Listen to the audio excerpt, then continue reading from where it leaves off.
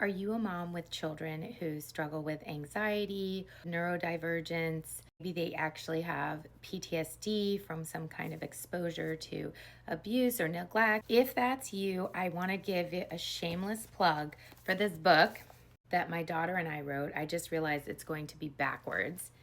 15 practical ways that kids can find healing in everyday life. My daughter and I wrote it together.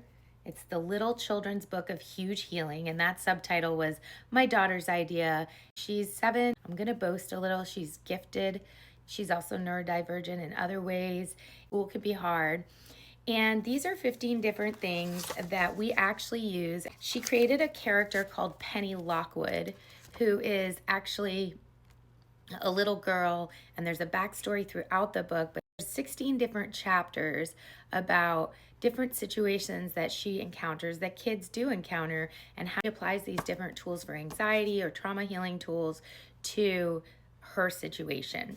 Some examples are the power of deep breathing, drawing feelings, a worry box, hugging a stuffed animal, talking to a safe adult, EFT tapping, which you may or may not have heard of, the power of prayer, meditation, so many different tools that a child, even as young as my daughter, can use and has been using for a couple of years now to help self-regulate.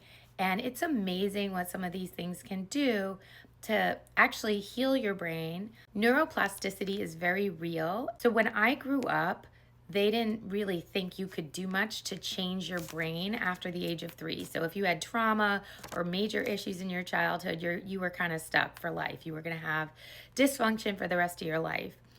In the 70s, they discovered certain treatments for PTSD with Vietnam War veterans and certain things that worked for physiologically healing the brain. And now, as you may know, if you're a survivor of any kind of abuse or trauma, these are much more mainstream than they've ever been. Now you can find it online, do it yourself at home. You can do tapping, you can do EMDR, all of these different tools for healing anxiety and trauma, and even helps with ADHD, which has a lot of similarity. ADHD and anxiety have a lot in common in terms of how they manifest and what can help with them. The power of music, the magic of laughter, great little chapters. It's short, quick, easy reading. You can kind of do little digestible chunks at bedtime with your child. It felt really good to write it together as a mother-daughter team. It's the first book we've actually published, and I have so many other half-finished books because I struggle with ADHD myself, and I've gotten really consumed with creating content on here, so the books kind of fell by the wayside. I'm going to put a link in the description and in